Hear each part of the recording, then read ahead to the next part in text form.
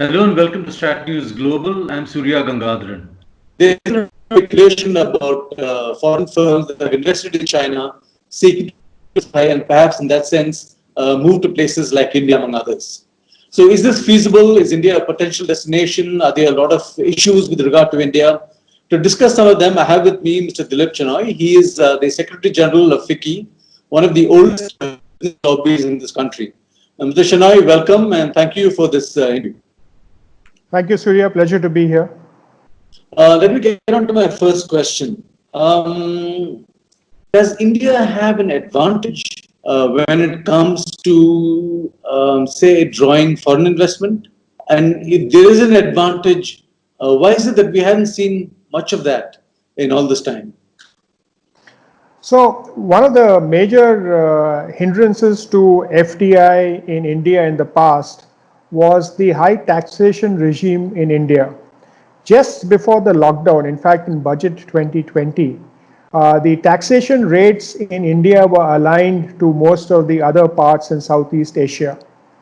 But that happened at a time, and it was immediately followed by the emergence of COVID-19 in China and the lockdown of the global economic system. So we were unable to reap the benefits of it. Also, the earlier stage, they had looked at they had proposed specific investment packages for different sectors of the economy. Those had not been announced and implemented. So you did not see the impact of those coming up in the past. What you're seeing now, and if I can just expand on your question a bit, when the COVID-19 started, at that point of time, there was a challenge in India because India was very dependent on China for APIs, which were active pharmaceutical ingredients. We were dependent on solar modules. We were dependent on mobile phone components. We are dependent on specialty chemicals. So in order to keep our economy going, right, we had to look at getting investments for those sectors in India, and special incentives have been announced for APIs, for electronic components for the electronic sector and the mobile sector. And the idea is that we need to be able to insulate ourselves should a pandemic occur again and the supply chain gets disruptive. So similarly, other countries also are saying that, okay, can we have more than one country that we are dependent on? And it is not always feasible to move everything back and localize. True. First preference, like America did, they did the offshoring program earlier, but not every country could do that. And those countries will look at India as an alternate base because India also, if it is growing robustly, has a very robust and large domestic market. So can India do it? Yes, India could do it. Why didn't it happen in the past? We did not have some things there. Could it happen in the future? Yes, it can happen in the future. Maybe like in 1991, we used the crisis to reform. Maybe we can use this crisis to actually do further reforms to become an attractive destination for manufacturing. So what are these reforms that are required? So the first one which everybody was looking for, right, was the taxation. This felt that the corporate tax in India was much higher, and the government has also actually given a further incentive of 15% tax if you invest before a certain period. The second issue related to labor, and because of the COVID crisis, now you're seeing huge reforms in labor happening. The third area was on ease of doing business and ease of getting approvals. You're seeing many state governments actually looking at that now. And I think the big elephant in the room was land, right? And very recently, the government has actually announced that they have land the size of Luxembourg to offer to companies who want to relocate to India. It's a start, right? It's not necessarily large land parcels, but I think that is a good start. And if we can address the land, labor, logistics issues, right, which can be done, the reform program will be, really attractive to people to manufacture in India. So this reform program, is it in progress, or is it they're looking at it, they're planning for it? What stage is it in? So some have been announced by the center. Some have more recently been announced by the states. The states are also actively now seeking investments. They have addressed the land issue in their states, and they're offering land for people to come in. So where it's all in additionality to what the center has announced. Not all 29 states and other union territories in India have announced it. There are some progressive states that have already announced it. There are some others which are following. But this is the right time for people who have the ability to expand and to look at an alternate venue, to look at India as a manufacturing opportunity, because the government is willing, the central government is willing, the state governments are willing, industry is open for partnerships, and of course, by the time those come up, we hope that, given the IMF projection, in their projection, that India may have a V-shaped recovery and might go to even 7% growth next year, over 7% growth next year, that it becomes an attractive market also for them. Now, I'm given to understand by people in government and industry that there is no new policy that is in the works, to draw this kind of investment from China, and no outreach actually that is happening, at least on the part of the government. What is your sense of this? So yeah, there are two parts to your question, right? So, is there a discriminatory favoring of overseas investments into India? No, the investment platform is anybody who wants to invest in India, including domestic, right? But for specific segments, right? Whether it be mobile phones, whether it be equipment for mobile phones, whether due to the phase manufacturing program, or active pharma ingredients, etc., or textiles, technical textiles, the government has announced support programs, irrespective of who is manufacturing, but it should be manufactured in specific areas in India by a specific time frame under certain conditions. So that is there. It is available for domestic as well for international investors. The second thing is, the Prime Minister actually has asked each of the missions, right, to look at areas where you can get investment. This actually happened pre-COVID, and it has not stopped during COVID. Right? When he went to the US, he met investors there. When he went to other countries, he's met investors, and looking at attracting them to India. And also, which is relevant even now, that can you identify technologies? Can you actually look at technologies where we can get them to invest in India and go ahead? And more recently, in his bilateral or multilateral interactions with leaders of the world, the Prime Minister has talked about India, the opportunity in India, and going forward. So it's happening at different levels. People people can't even fly out at this point of time, so it's a different thing. But there is a database and things that are available. For example, there has been a FICCI conversation with representatives of Japan to see what their package means to India. Does it actually offer, is there an opportunity for India? Can we actually be part of that? So those conversations are happening. We're also talking to other countries, right? So there is things happening at different levels. You mentioned earlier that labor reforms are being done or are in progress. Is that correct? Yeah. So you see what has happened now. Because of COVID and because of social distancing, right? There have been new challenges. Now, as you know, there were these 4 labor codes that were to come out, right? They were supposed to be passed by Parliament. We had a meeting with the Labor Secretary. Maybe at this point of time, there's a parallel meeting going on there with the Labor Minister, where we were informed those 4 codes will be brought out very quickly, even if Parliament is not in session. As you know, labor is a concurrent subject. Now, one of the things was that in the COVID situation, you can't have entire people on the workforce with social distancing. So you need to use 50% of your workforce at any given point of time. So many states have announced a 12-hour workday. Some of them without overtime. So you can alternate your workforce. Every alternate week, one group of workers works for 48 hours and the others work less, right? And you actually have that. So many states have enacted that. Yesterday, UP has announced great changes that they're going to make. Madhya Pradesh has also actually put out a 1,000-day agenda. where they have suspended a lot of the difficult parts which are difficulty in operating. So you're seeing state after state, many other states' proposals are lying with the center for approval. So you're seeing that happen. It is happening as we speak. Okay, okay. So there is another trend that's happening here. At a time when some of these, the supply chains are getting disrupted or whatever, from what I am given to understand, Europe, for instance, would be looking at supply chains, maybe not in Asia, perhaps somewhere in Eastern Europe or maybe even Central Europe. US, for that matter, is looking at Mexico, maybe even somewhere in South America, Honduras, perhaps. But is that also something which is happening? That's something we need to look out for. I think there are two things. In the beginning, when you started talking about the opportunities for China, I said there are two things which are happening. The first thing which is happening is, can we bring it back to our country? Yeah.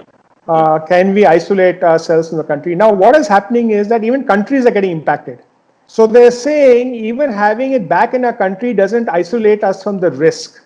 So do we need an alternate thing, not necessarily in proximity, but in an area where we need, where we can be guaranteed an alternate rate of supply, supposing somewhat thing to happen. And now to facilitate that, they need large markets, right? See, Mexico for the US covered under the new Mexico-Canada-US deal is not necessarily, it's the same market, right? True, But true. right, so you can't have two separate entities catering to the same market, or like that. So a lot of people are looking at alternate sites and to ensure business continuity planning when it goes down, and in addition to an alternate site, looking at a market that you can service. So not necessarily all expansions or all investments in different countries will be to meet local supply chains. There might also be to expand market, which is the Japanese strategy.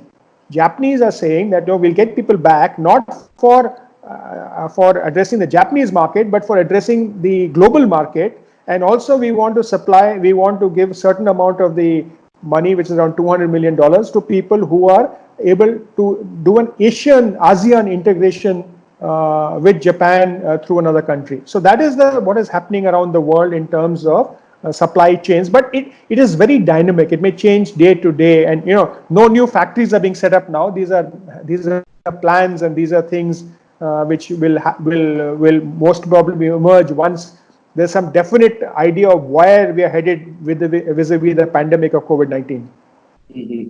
Are industry bodies like you, are they being tasked by the government for any outreach, any special effort you're making to get to talk to people out there who may be interested in coming to India to invest? I think proactively, FICCI has been reaching out to different countries. I mentioned our conversation with officials from Japan and Korea.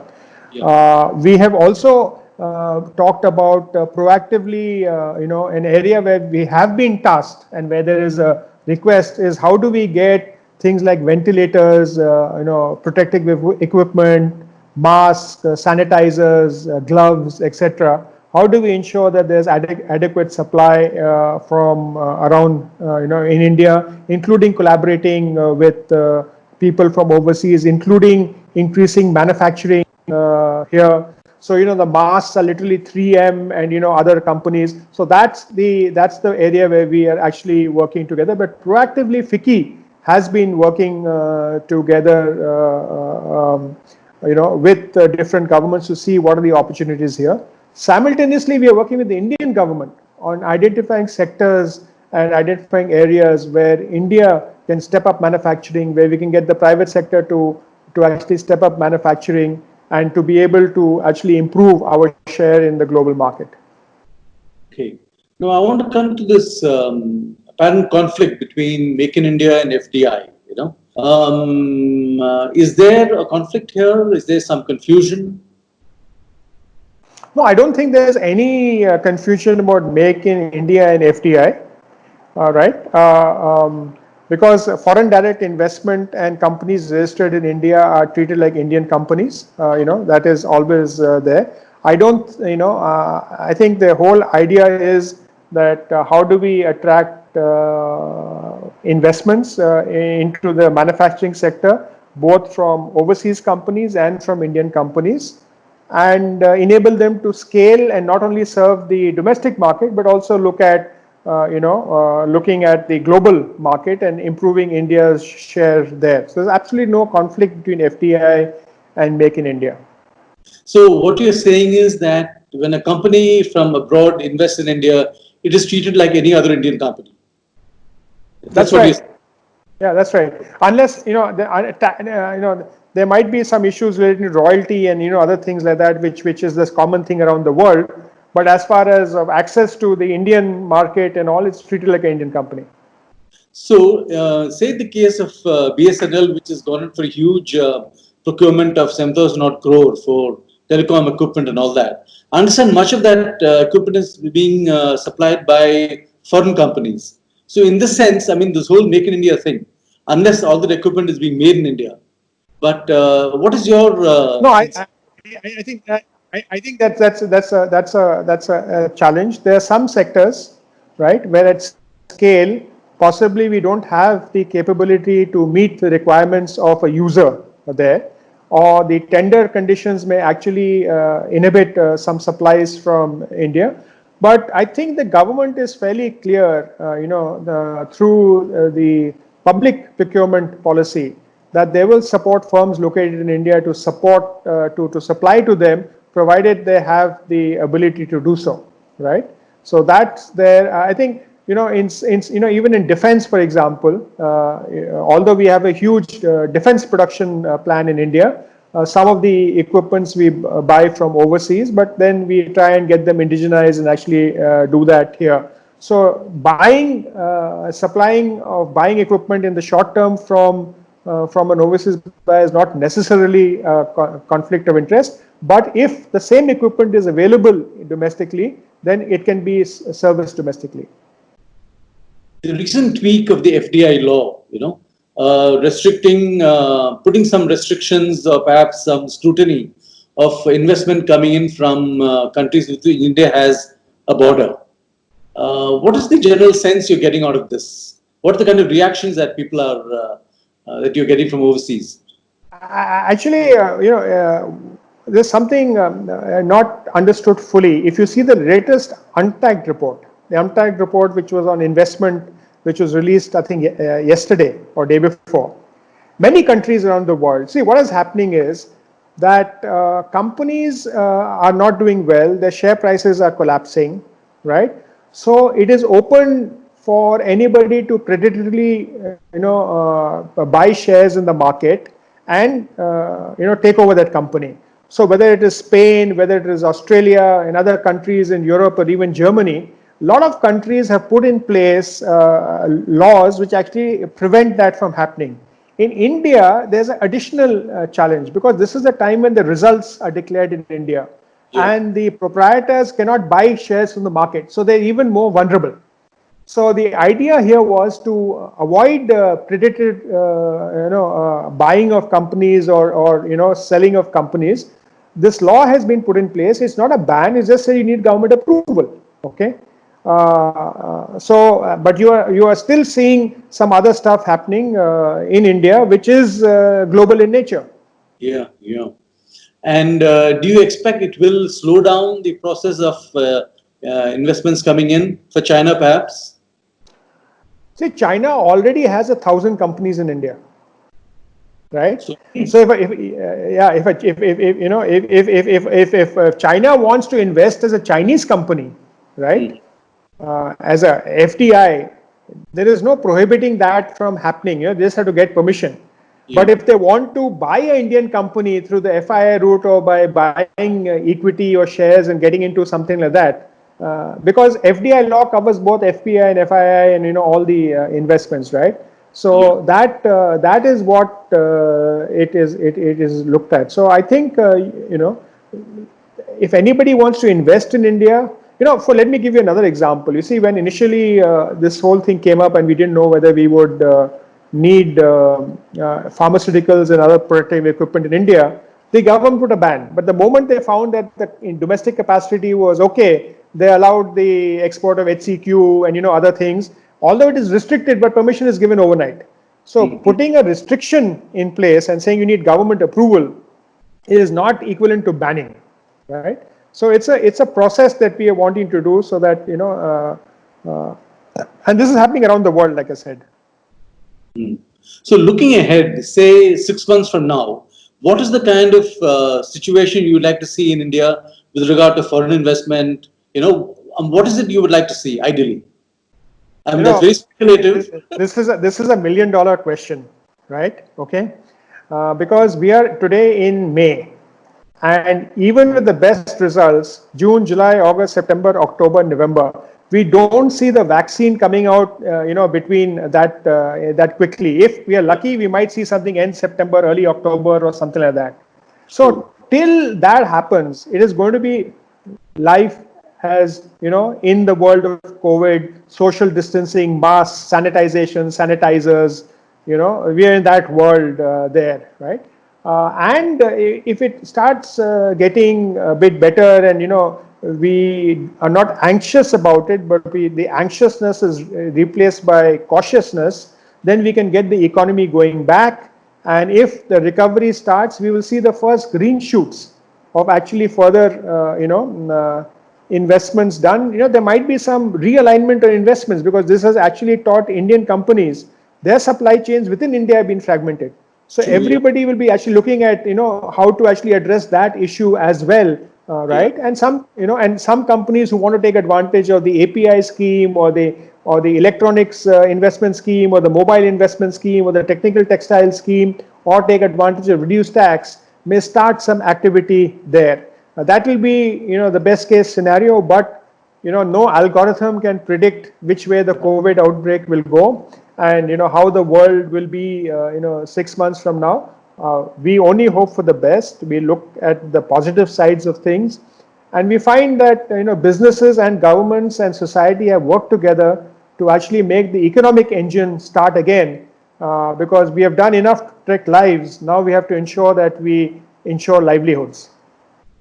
Great. So summing up, I can say that India is going through the business of reforming its land and labor laws to get to draw more foreign investment into this country.